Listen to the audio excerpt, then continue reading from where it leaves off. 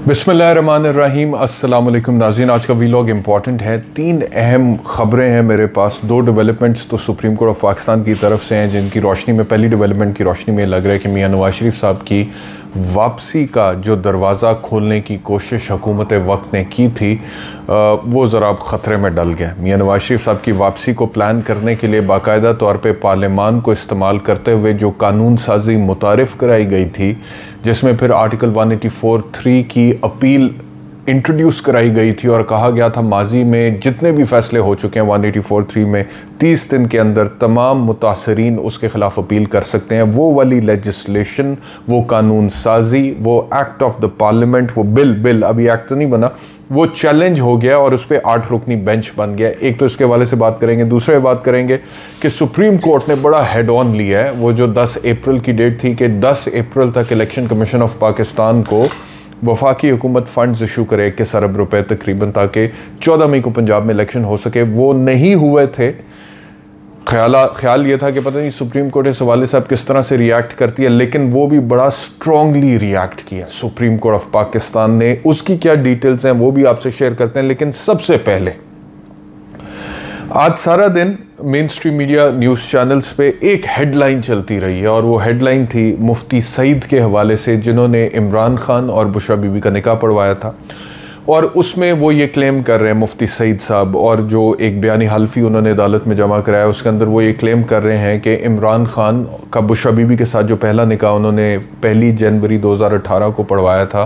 वो गैर शरई था, क्योंकि इद्दत की मुद्दत पूरी नहीं हुई थी। और उसके बाद फरवरी में 2018 में बकौल उनके इमरान खान साहब ने दोबारा उनसे रब्ता किया और कहा कि निकाह दोबारा पढ़वाना है, तो उन्होंने दोबारा निकाह पढ़वाया। तो और साथ फिर वो बाकायदा तौर पे ये एक तरह का फतवा इशू कर रहे हैं कि पहला जो निकाह मैंने पढ़वाया था या जो हुआ था और मेरे पास दुरुस्त मालूमात नहीं थी। और वो ये कह रहे हैं कि एक खातून जो ख़ुद को बुशरा बीबी की बहन के तौर पे बता रही थी, उनसे मैंने पूछा था कि क्या शरई तौर पे तमाम शराइत पूरी हो चुकी हैं, तो उन्होंने कहा कि हो चुकी हैं, तो मैंने निकाह पढ़वा दिया। लेकिन बाद में मुझे पता चला कि इद्दत की मुद्दत पूरी नहीं हुई है, तो इस वजह से फिर वो दूसरा निकाह पढ़वाया। तो पहला जो निकाह था वो गैर शरई था और वो फासिद था। और ये उनका आज स्टेटमेंट, और बाकायदा तौर पे एक बयान हल्फी भी उन्होंने लिखा है और उस बयान हल्फी को अदालत में जमा भी कराया गया और मीडिया के अंदर इस स्टेटमेंट भी दिया और वो डिस्कस भी हो रहा है सुबह से। तो एक और केस इमरान खान के हवाले से इसी तरह आपको पता है सामने लाया जाता है। मैं ज़ाती तौर पर तो किसी की ज़िंदगी पर बात करने के हक़ में हूँ नहीं और मैं इस पर बात भी नहीं करता, लेकिन मेरे 1-2 सवाल हैं। पहला एक सवाल तो ये है कि अगर ये वाकई मुफ्ती साहब की नज़र में गैर शरई था, तो क्या वजह हुई कि 5 साल तक मुफ्ती साहब खामोश रहे और 5 साल बाद ऑल ऑफ अ सडन मुफ्ती साहब को फिर ख्याल आया और फिर मुफ्ती साहब ने इस हवाले से एक बयान हल्फी भी जमा कराया और उसके ऊपर एक स्टेटमेंट भी दिया जिसमें उन्होंने उस निकाह को गैर शरई कहा। दूसरा सवाल मेरा मुफ्ती साहब से, एक तो ये पहला सवाल ये कि 5 साल की खामोशी क्यों, 5 साल तक आप खामोश क्यों रहे, चुप क्यों रहे, और उसके बाद ऑल ऑफ अ सडन आपने क्यों ये बयान दिया। दूसरा मेरा सवाल ये है कि जब मुफ्ती साहब अपने बयान में ख़ुद ये लिख रहे हैं, खुद ये कह रहे हैं कि पहला जो निकाह था वो उनके मुताबिक गैर शरई था और शरई शराइत पूरी नहीं की गई थी और ये बात उनके इल्म में आ गई थी, तो फिर दूसरा निकाह भी वो खुद पढ़वा रहे हैं। ठीक है, दूसरा निकाह भी वो खुद पढ़वा रहे हैं। इसका मतलब मैं जानना ये चाह रहा हूँ कि इसका क्या मतलब है। फिर मिसाल के तौर पे अगर कोई मैं तो कोई आलिम नहीं हूँ, मैं तो कोई मुफ्ती नहीं हूँ, मैं तो इसके ऊपर किसी किस्म का कोई फतवा नहीं दे सकता, कोई स्टेटमेंट या कोई हतमी राय नहीं दे सकता। ये तो कोई आलिम, कोई मुफ्ती हमें बता सकता है। लेकिन मेरा सिर्फ एक सवाल है, एक वकील की हैसियत से भी आप कह सकते हैं कि सवाल है, और एक मुसलमान और एक पाकिस्तानी होने की हैसियत से भी सवाल है। और सवाल ये है कि अगर मुफ्ती साहब एक ही बयान हल्फी में पहले ये कह रहे हैं कि पहला निकाह गैर शरई था और दूसरा फिर उन्होंने ही पढ़वाया, तो दूसरा निकाह पढ़वाने का मकसद क्या फिर यही था कि जो भी प्रॉब्लम या मिस्टेक मुफ्ती साहब की नज़र में, अलबत्ता पहली बात तो यह है कि मिस्टेक है या नहीं है, लेकिन अगर उनकी नज़र में कोई मिस्टेक, कोई प्रॉब्लम है, तो क्या उसकी रेक्टिफिकेशन की है दूसरा निकाह पढ़वा के, और क्या वो रेक्टिफिकेशन हो गई दूसरा निकाह पढ़वाने से, और फिर वो रेक्टिफिकेशन होगी तो क्या वो मामला वहाँ पे ख़त्म हो गया और वो एक पास्ट एंड क्लोज ट्रांजैक्शन बन गई और किसी की ज़ाती ज़िंदगी के हवाले से बन गई जिसको पब्लिक लाइफ में लाने की ज़रूरत नहीं है। और अगर थी तो फिर 5 साल तक खामोश क्यों थे? 5 साल तक मुफ्ती साहब खामोश थे, और 5 साल बाद ऑल ऑफ अ सडन मुफ्ती साहब कहते हैं कि जी वो पहला वाला गैर शरई, अगर पहला गैर शरई कदम कोई आपको इस्तेमाल किया गया, मिसाल के तौर पे मुफ्ती साहब को इस्तेमाल किया गया किसी गैर शरई निकाह के लिए, तो मुफ्ती साहब के लिए तो बड़ा कन्वीनियंट था कि वो कहते कि पहले आपने मुझे सही तरह से बताया नहीं, तो मैं दूसरी दफ़ा निकाह नहीं पढ़वाऊंगा, मैं दूसरी दफ़ा अब ये काम नहीं करूंगा। मतलब कि मैं आप वो कह सकते थे, इनकार कर सकते थे, लेकिन उन्होंने दूसरा निकाह भी पढ़वाया। वो क्यों पढ़वाया, उसकी क्या वजह थी?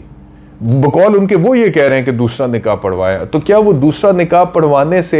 जो भी मुफ्ती साहब की नज़र में अगर कोई प्रॉब्लम, कोई मिस्टेक, कोई गलती थी, उसको रेक्टिफाई, यानी कि उसको दुरुस्त किया गया, कानूनी ज़ुबान में हम रेक्टिफिकेशन भी कहते हैं, तो क्या उसको दुरुस्त किया गया? और अगर वो दुरुस्त हो गया था दूसरा निकाह पढ़वाने से, तो फिर किसी की चादर और चार दीवारी और ज़ाती ज़िंदगी का लिहाज करते हुए उसको पब्लिक लाइफ में लाने की ज़रूरत थी, या पब्लिक लाइमलाइट में लाने की ज़रूरत थी या नहीं थी? ये भी मेरा एक सवाल है। तो ये 2-3-4 सवाल है मेरे मुफ्ती सईद साहब से। अगला सवाल मेरा यह है कि मुफ्ती साहब का ये एक स्टेटमेंट जो है वो सोशल मीडिया पर बहुत वातर के साथ गर्दिश कर रहा है, जिसमें वो ये कह रहे हैं, मिंबर पर बैठ के मुफ्ती साहब ये फरमा रहे हैं कि जी औरत की इद्दत का जहां तक ताल्लुक है, औरत अगर ये कह दे कि मेरी इद्दत मुकम्मल हो चुकी, तो वो फिर मोतबर बात है, वो फिर ख़त्म होगी बात, वहां पे वो शर्त पूरी हो गई। फिर वहां पे औरत को पता होता है वो ख़त्म होगी, मोतबर है, पूरी हो गई। और उसके बाद फिर ये मुफ्ती साहब का, ये मैं नहीं कह रहा, मैं तो कोई आलिम नहीं, कोई मुफ्ती नहीं, ना मैं कह सकता हूं, इसके लिए तो हमें किसी आलिम से, किसी मुफ्ती से ही पूछना पड़ेगा। लेकिन मुफ्ती सईद साहब का अपना एक बयान, उसका एक क्लिप इस वक्त सोशल मीडिया पे गर्दिश कर रहा है, जो मेरी नज़र से भी गुजरा है, जिसमें मुफ्ती साहब ये कह रहे हैं कि अगर औरत खुद अपनी ज़बान से ये कह दे कि मेरी इद्दत की मुद्दत मुकम्मल हो चुकी है, तो ये मोतबर है, और फिर बात वहाँ पे ख़त्म हो जाती है, और फिर उसके बाद निकाह हो सकते हैं। मुफ्ती साहब का स्टेटमेंट। और बुशरा बीबी का एक इंटरव्यू है, वाहिद एक ही इंटरव्यू उन्होंने दिया अपनी अभी तक मेन स्ट्रीम मीडिया में, जिसमें वो ये कह रही हैं कि मेरी इद्दत मुकम्मल हो चुकी थी, और वो ये कह रही हैं कि मेरी इद्दत उसी घर में मुकम्मल करने के बाद फिर मैं वहाँ से निकली थी। ये बाकायदा तौर पे उनका एक इंटरव्यू है, जिसमें उन्होंने बड़ी तफसील के साथ इस इशू को एड्रेस किया और इसका जवाब दिया। तो फिर अगर बुशरा बीबी ये कह रही हैं कि मेरी इद्दत की मुद्दत मुकम्मल हो चुकी थी, और मुफ्ती साहब का ये बयान है कि जिसमें वो कह रहे हैं कि औरत कह दे कि इद्दत मेरी हो चुकी मुकम्मल, तो वो बात मोतबर है और उस पर यकीन किया जा सकता है और निकाह पढ़ाया जा सकता है या आगे चला जा सकता है। तो फिर आज का स्टेटमेंट मुफ्ती साहब ने कैसे दे दिया, जिसमें उन्होंने कहा कि इमरान खान का पहला निकाह हुआ था और वो गैर शरई है? फिर वो स्टेटमेंट क्या, तो कहीं ना कहीं कुछ ना कुछ तो मतलब कि जस्टिफिकेशन उसकी देनी बनती है कि या तो मुफ्ती साहब का आज का स्टेटमेंट गलत है, या फिर पहले का स्टेटमेंट गलत है। तो आज का स्टेटमेंट जो वो दे रहे हैं, 5 साल बाद दे रहे हैं, तो वो क्यों दे रहे हैं, ये भी एक सवाल है। तो ये बहुत सारी चीज़ें हैं जो इसके गिर्द घूमती हैं। बहरहाल मैं कभी भी किसी की ज़ाती ज़िंदगी के हवाले से बात करना ना तो पसंद करता हूँ, ना उसके ऊपर बात करता हूँ, लेकिन ये क्योंकि पब्लिक लाइमलाइट में इस चीज़ को लाया गया और मुझे लगता है कि इसको इस्तेमाल करने की कोशिश की जा रही है, इस वजह से मैंने इसको एड्रेस करने की कोशिश की। आगे चलते हैं जी। सुप्रीम कोर्ट ने जो सुबह समात करनी है, 8 रुकनी बेंच है, उसमें उन्होंने जी ये जो हुकूमत वक्त ने रास्ता खोला था ना मियाँ नवाज शरीफ की वापसी का,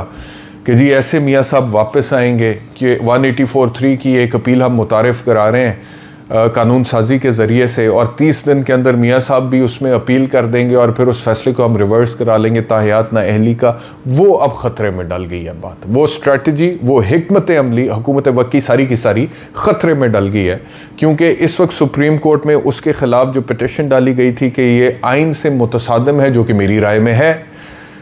उस पे सुप्रीम कोर्ट सुबह समात करने जा रहा है और 8 रुकनी बेंच है। And there is a very bright possibility कि सुप्रीम कोर्ट ऑफ पाकिस्तान इसी बुनियाद पे कि ये आइन से मुतसादिम है और ये रेट्रोस्पेक्टिवली आप इसका इतलाक़ नहीं कर सकते, इसको स्ट्राइक डाउन कर दे। तो इसको अगर वो स्ट्राइक डाउन कर देंगे तो फिर मियाँ साहब की जो वापसी इस रास्ते के थ्रू जो हुकूमत वक्त ने पार्लियामेंट को इस्तेमाल करते हुए, कानून साजी करते हुए एक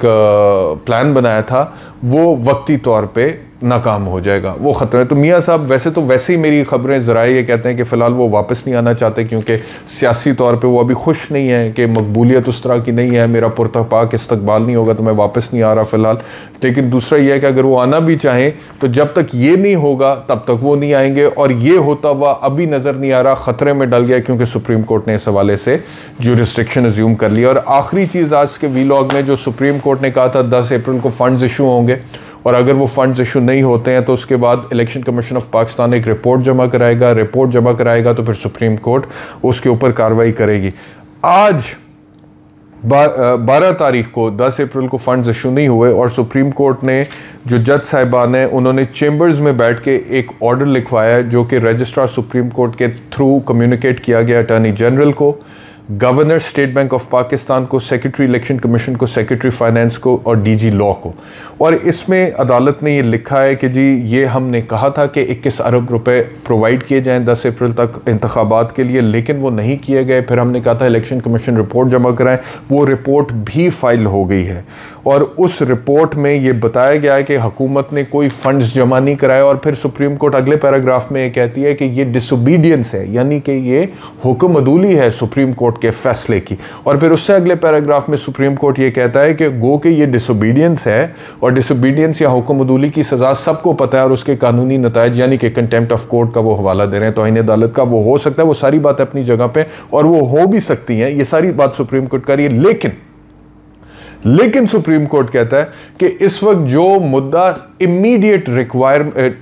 अटेंशन जिस चीज़ को रिक्वायर्ड है, जो मुद्दा सबसे पहले जिसके ऊपर फोकस होना चाहिए, वो ये है कि इंतखाबात मौखर हो रहे हैं, वो नहीं होने चाहिए। तो इस वजह से उन्होंने कहा कि ये फंड्स जो हैं, जो रिलीज होने चाहिए थे, ये they take priority over any possible proceeding of contempt against those who haven't obeyed the orders of the Supreme Court of Pakistan। यानी कि वो ये कह रहे हैं कि इस वक्त हमारे लिए प्रायोरिटी ये है कि हम फौरी तौर पे इस बात पर फोकस करें, या इस बात का अहाता करें कि क्यों फंड्स इशू नहीं किए वफाकी हुकूमत ने इंतखाबात के लिए, और इससे भी पहले कि जिन्होंने हमारा हुक्म नहीं माना उनके खिलाफ तौहीन अदालत की कोई कार्रवाई करें, उससे भी पहले इस चीज़ पे फोकस करने की ज़रूरत है। लिहाजा उन्होंने governor state bank of Pakistan को तलब किया, और उन्होंने कहा है कि governor state bank of Pakistan के साथ स्टेट बैंक ऑफ पाकिस्तान का नेक्स्ट सीनियर ऑफिशियल जो है, सबसे senior after the governor state bank of Pakistan, वो साथ आए, और उन्होंने कहा है कि वो रिकॉर्ड लेकर आए, डिटेल्स के साथ आए कि फेडरेशन की, वफाकी या वफाकी हुकूमत के कितने पैसे स्टेट बैंक ऑफ पाकिस्तान के पास पड़े हुए हैं, अंडर व्हाट लॉ पड़े हुए हैं, और कितने पैसे पड़े हुए हैं, ये रिकॉर्ड के साथ वो आए। ये जो कहते हैं ना कि 21 अरब रुपए नहीं है इंतखाबात में देने के लिए, ये स्टेट बैंक से अब रिकॉर्ड तलब कर लिया है सुप्रीम कोर्ट ऑफ पाकिस्तान ने कि आप रिकॉर्ड लेकर आए और हमें बताएं कि स्टेट बैंक में कितने पैसे पड़े हैं वफाकी हुकूमत के, ताकि दूध का दूध और पानी का पानी हो जाएगा। कंसोलिडेटेड फंड्स में कितने पैसे, कितना बड़ा मसला है 21 अरब रुपए इशू करना। तो ये स्टेट बैंक के गवर्नर को सुबह उन्होंने रिकॉर्ड के साथ तलब किया, साथ उन्होंने अटॉर्नी जनरल को नोटिस किया, साथ उन्होंने सेक्रेटरी फाइनेंस को नोटिस किया, और उन्हें यह कहा है कि आप रिकॉर्ड लेकर आए। सेक्रेटरी फाइनेंस को कहा है कि क्यों सुप्रीम कोर्ट के फैसले पर अमल दरामद नहीं हो सका और क्यों फंड्स इशू नहीं हो सके, ये सेक्रेटरी फाइनेंस को कहा है कि आप रिकॉर्ड ले। तो सेक्रेटरी फाइनेंस ने ये रिकॉर्ड लेकर आना है कि जी क्यों हम फंड्स इशू नहीं कर सके, क्या वजह हुई, क्या हमारे पास क्यों फंड्स नहीं है तो क्यों नहीं है, कितने फंड्स हैं हमारे पास, ये सारा रिकॉर्ड सेक्रेटरी फाइनेंस यानी कि सेक्रेटरी खजाना ने लेके आना है। और दूसरी तरफ गवर्नर को तलब कर लिया है कि आप इधर आए और आप हमें बताएं कि इनके पैसे पड़े कितने हैं, आपके पास कितने पड़े, स्टेट बैंक में कितने पैसे पड़े, फेडरेशन के, फेडरल गवर्नमेंट के। तो ये सुबह जो होने जा रहा है ना जी, ये बड़ा अहम है। ये होने जा रहा है 14 तारीख को सुबह। तो वो सुप्रीम कोर्ट के हवाले से जो बिल है उसके ऊपर समात है। ये 14 यानी कि परसों 11 बजे ये समात है, बड़ी अहम समात होगी। अब इसमें उन्होंने सुप्रीम कोर्ट ने अपने सामने सारा रिकॉर्ड मंगवा लिया, और उन्होंने कहना अच्छा जी आप कहते हैं फंड्स नहीं है, अच्छा जी गवर्नर साहब स्टेट बैंक के आप बताएं कितने फंड्स, वो फिर बताएंगे, उसकी रोशनी में मामला आगे चलेगा। और फिर अगर शवाहिद सुप्रीम कोर्ट ऑफ पाकिस्तान के सामने आएंगे कि फंड्स को होते हुए ना प्रोवाइड किया गया हुकूमत वक्त की तरफ से, तो फिर फौरी तौर पे पहले तो कहेंगे कि फंड्स प्रोवाइड करें, जो इस ऑर्डर से भी झलक रहे हैं। फिर वो कहेंगे कि अब आए जी तौहीन अदालत की तरफ, और फिर उसका आखिरी जो एपिटोम है वो ये होगा contempt proceedings against the sitting prime minister of the country, यानी कि शहबाज शरीफ साहब, क्योंकि buck stops at the office of the prime minister और एग्जीक्यूटिव अल्टीमेट अथॉरिटी हुकूमती उमूर के हवाले से उनके पास है, तो ये फिर वहाँ तक बात जाएगी। लेकिन ये बहुत अहम है, सुप्रीम कोर्ट ने, वो जो बात हो रही थी पता नहीं सुप्रीम कोर्ट करती है नहीं करती है, कितना सीरियस लेती है, सुप्रीम कोर्ट ने हेड ऑन लिया है, एक फ़ैसला फौरी तौर पर आया और फौरी तौर पर उन्होंने कहा है कि इसको किया जाए। बहुत शुक्रिया ये वीलॉग देखने के लिए, अपना ख्याल रखिए, अल्लाह हाफ़िज़।